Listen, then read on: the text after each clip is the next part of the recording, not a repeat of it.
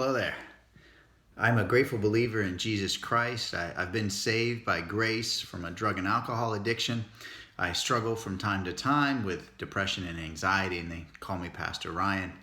First and foremost, before we go any further, I just want to tell you how proud I am of you.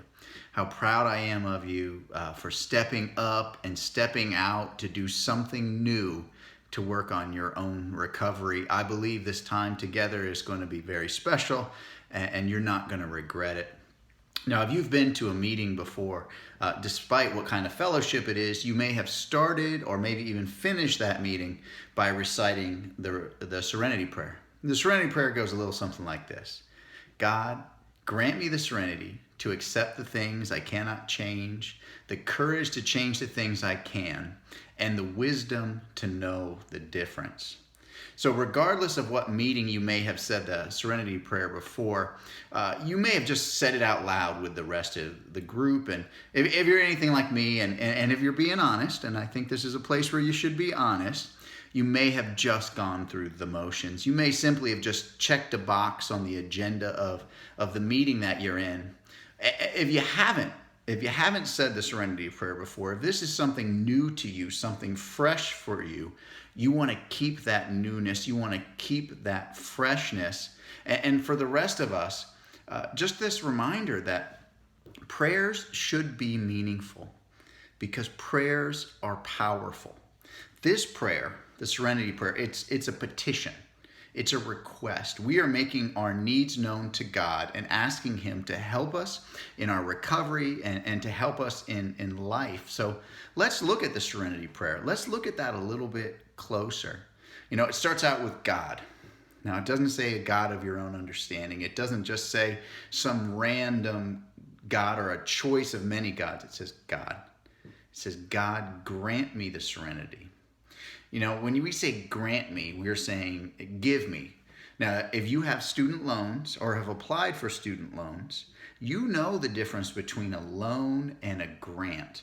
A loan you got to pay back, whereas a grant is almost like a gift. And God, being a good father, He loves to give good gifts to His children. So we are asking God to give us the gift of serenity, to give us the gift of peace, to accept the things we cannot change. And if we're being honest in life, we can't change most things, can we? Most things that are happening around us, we can't change them.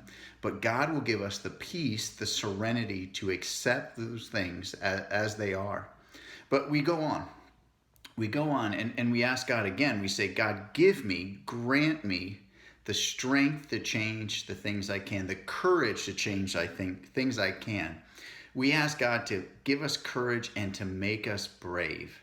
You know, sometimes we find ourselves making decisions that aren't good for us. We find ourselves in relationships that are harmful or in a pattern of behaviors that is sending us down the wrong path.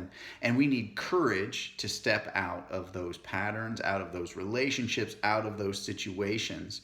And God will give us that courage. Through His Holy Spirit, He will fill us with courage and with bravery. So we are asking God again to give us that gift of courage.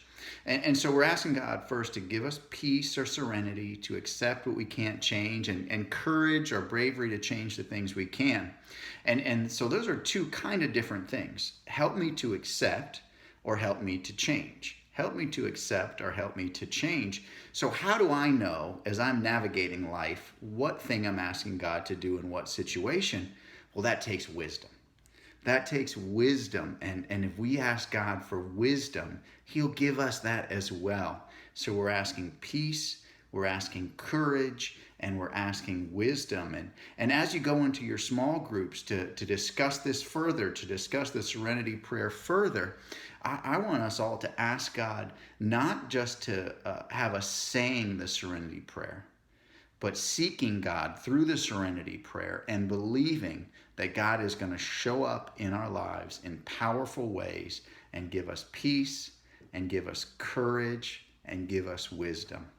I love you. Enjoy your small groups. Pour everything you got into it, and we'll talk again soon.